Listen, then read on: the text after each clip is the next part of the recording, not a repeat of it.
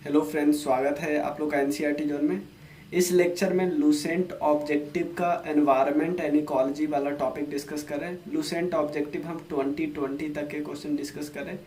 Environment and ecology में 66 question हम discuss कर चुके हैं। आज हम 67 नंबर क्वेश्चन से डिस्कस करेंगे आगे। तो चलिए शुरू करते हैं हम लोग। देखिए, क्वेश्चन नंबर 66 है कैंपा के बारे में। तो कैंपा के बारे में हमें क्या क्या पता चले। As per law compensatory afforestation fund management and planning authority exist at both national and state level.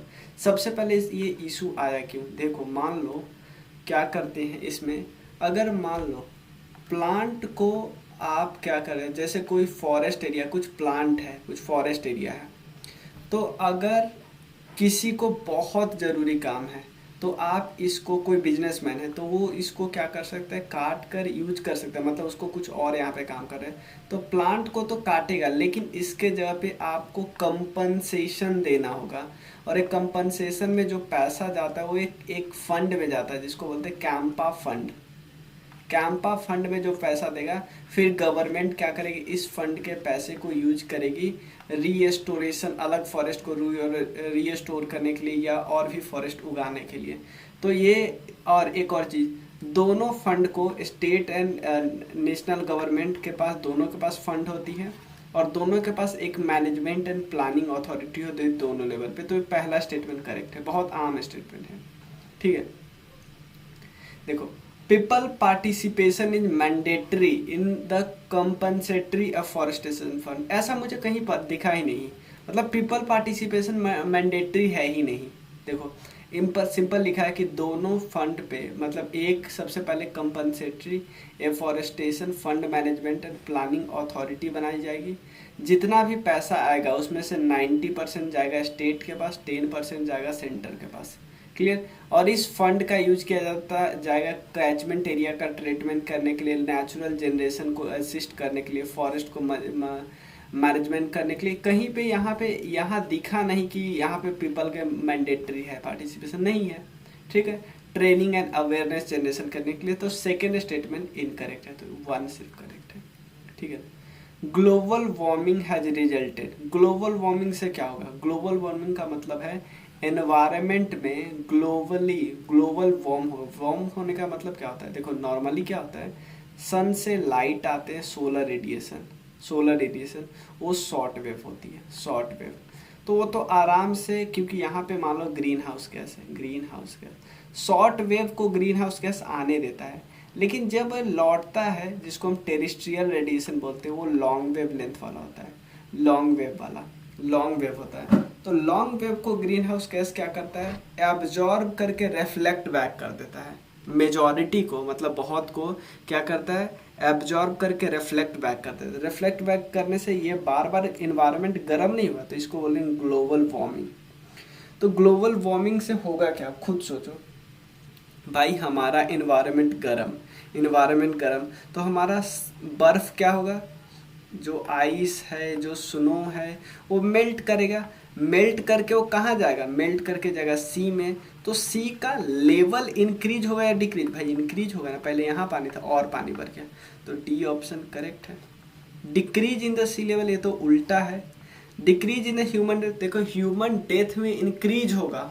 और क्रॉप का इल्ड कैसे इंक्रीज होता है भाई? क्रॉप इल्ड डिक्रीज होगा। अब ज़्यादा सनलाइट से ज़्यादा ऐसा थोड़ी हो जाएगा।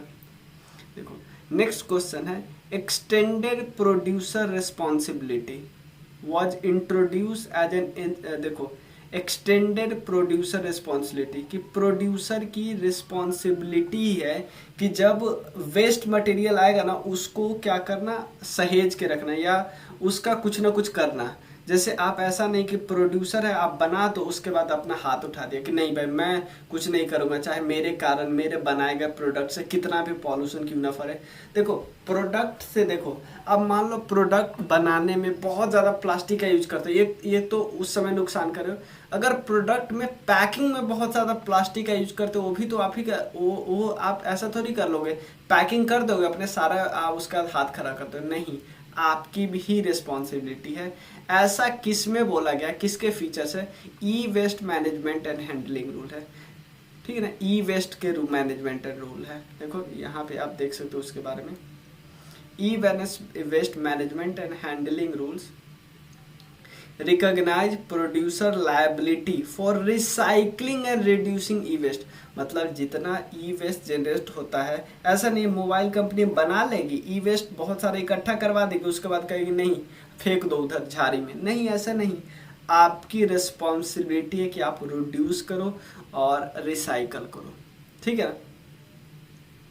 चलिए देखो, एक्सटेंडेड प्रोड्यूसर रिस्पॉन्सिबिलिटी जब पॉलिसी अप्रोच अंडर हुई producer are given a significant responsibility financial और फिजिकल फॉर द ट्रीटमेंट। हाँ, इसीलिए तो जो खराब मोबाइल को खरीदने आते हैं लोग, समझ में आया ना। नेक्स्ट है how many Ramsar conservation site. देखो रामसर एक्चुअली ईरान में है, तो रामसर कंजर्वेशन साइट का मतलब क्या है। देखो वेटलैंड, वेटलैंड का मतलब कोई भी जहाँ पे वेट लैंड हो, जहाँ पे पार्शियली या फुल्ली वाटर या तो हमेशा रहता हो या कुछ समय के लिए रहता हो, तो ऐसा साइट जो वेट रहता है, तो उसके प्रोटेक्शन और कंजर्वेशन की बात करने के लिए, मतलब क्योंकि उसका कंजर्वेशन करना था, प्रोटेक्शन करना था, तो एक ईरान के रामसर जगह में एक कन्वेंशन साइन हुआ, ताकि हर देश क्या करेंगे, मानेंगे। और रामसर क्या करता है, रामसर की एक कमेटी होती है, और वो कमेटी क्या करती है, किसी साइट को डेजिग्नेट करती है, समझ में आया ना। ठीक है, ठीक है ना। तो टोटल रामसर साइट, तो टोटल रामसर साइट हमारे देश में है 42। सबसे ज़्यादा कहाँ पे, यूपी में है, सबसे ज़्यादा यूपी में है। तो मैं रामसर साइट दिखाता हूँ। अब हो गया 42, पहले कम था, अब हो गया है 42, याद रखिए 42।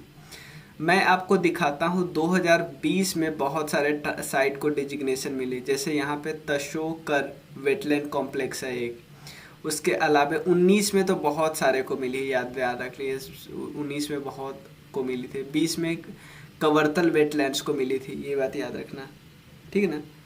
कवर्तल वेटलैंड बिहार का एकमात्र वेटलैंड साइट है, यूपी में सबसे ज़्यादा है, यूपी में सबसे ज़्यादा, याद रखिएगा यूपी में सबसे ज़्यादा। छत्तीसगढ़ में एक भी नहीं है, यहाँ पे भी, तेलंगाना में भी एक नहीं है, कर्नाटका में भी नहीं है, गोवा में भी नहीं है, ठीक है, अरुणाचल प्रदेश में भी नहीं है, ठीक है ना, नागालैंड में भी नहीं है, मिजोरम में भी नहीं है, मेघालय में भी नहीं है, सिक्किम में भी नहीं है, बहुत है जगह जहाँ नहीं है, ठीक है ना।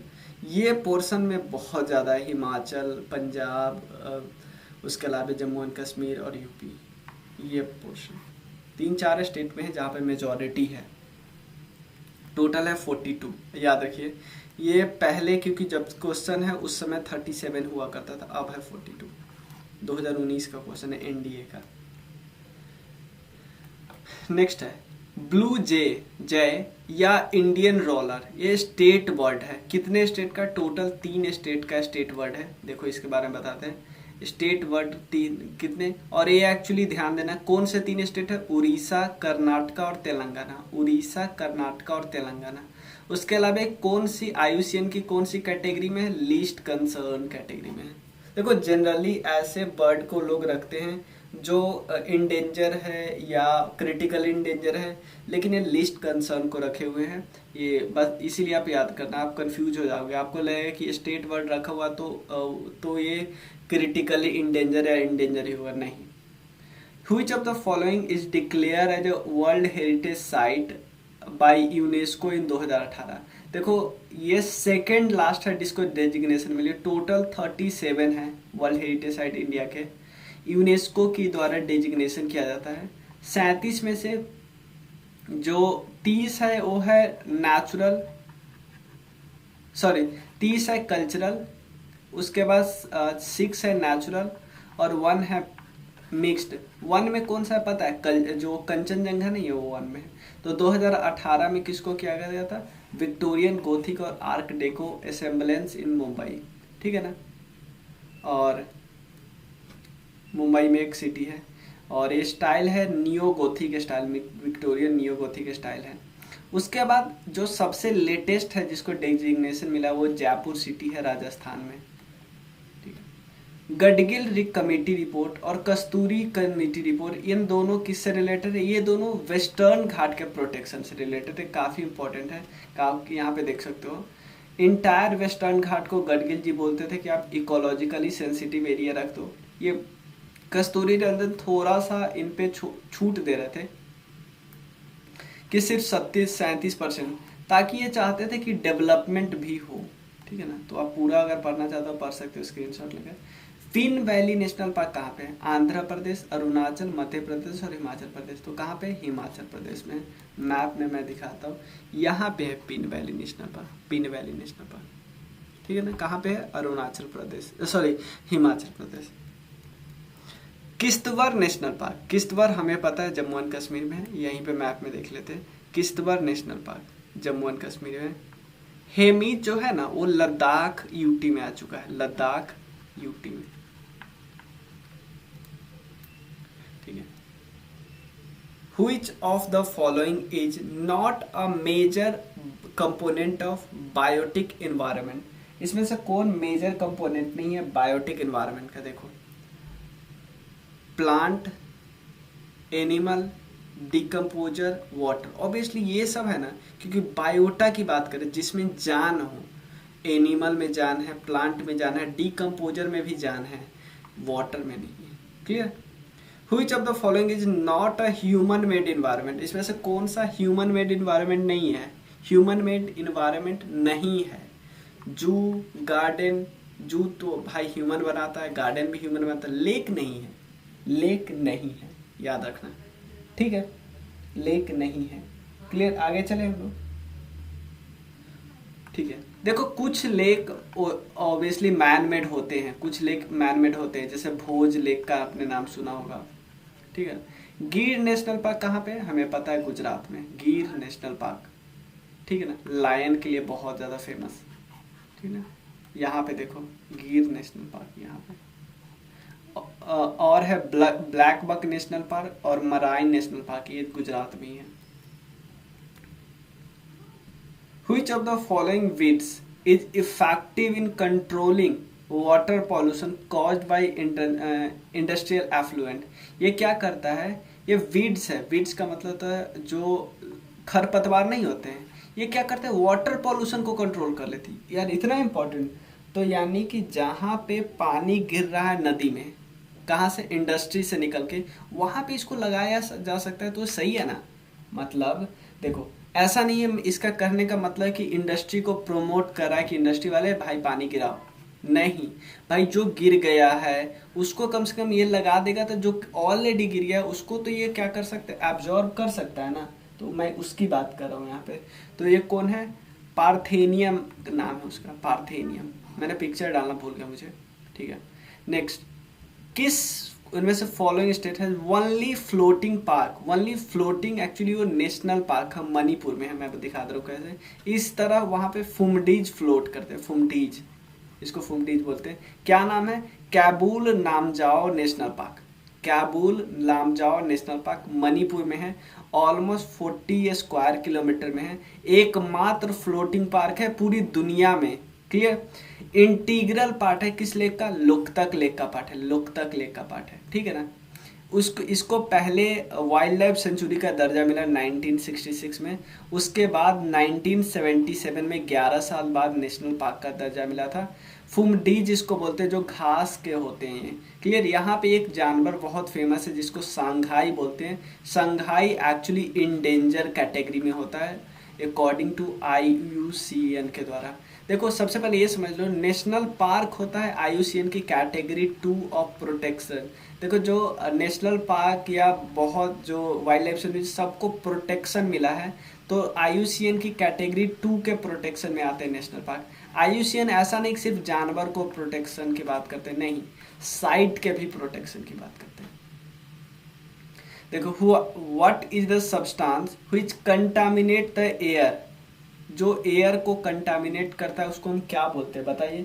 एयर को जो कंटामिनेट करेगा उसको क्या बोलेंगे भाई? एयर पॉल्यूटेंट बोलेंगे, क्योंकि एयर पॉल्यूटेंट के अंदर ये सारा आ जाएगा, स्मोक, डस्ट, एग्जॉस्ट, ये सारा आ जाएगा एयर पॉल्यूटेंट के अंदर। Which sanctuary in India is famous for rhinoceros? Rhinoceros के लिए फेमस है Kaziranga national park. Yes, one horn rhino है, one horn rhino Kaziranga national park Assam में प्रेजेंट होता है। Which of the following has maximum biodiversity? Maximum biodiversity कहाँ होगा भाई? पोलर रीजन में। डेजर्ट कितना फालतू ऑप्शन है। अब देखिए इन दोनों में आपको क्या लगता है, रिवर या ट्रॉपिकल रीजन? यार ट्रॉपिकल रीजन काफी ज्यादा होगा ना रिवर से, ट्रॉपिकल रीजन काफी ज्यादा होगी रिवर से। ठीक है, तो ऑप्शन क्या है? डी। चिपको मूवमेंट इसलिए इंपॉर्टेंट हो जाता है क्योंकि इनका डेथ हुआ है, अभी डेथ हुआ है चिपको मूवमेंट के प्रोपागेटर जिन्होंने स्टार्ट किया था चिपको मूवमेंट, उन महापुरुष का भी डेथ हुआ था। उनका नाम है सुंदरलाल बहुगुणा जी। ठीक है।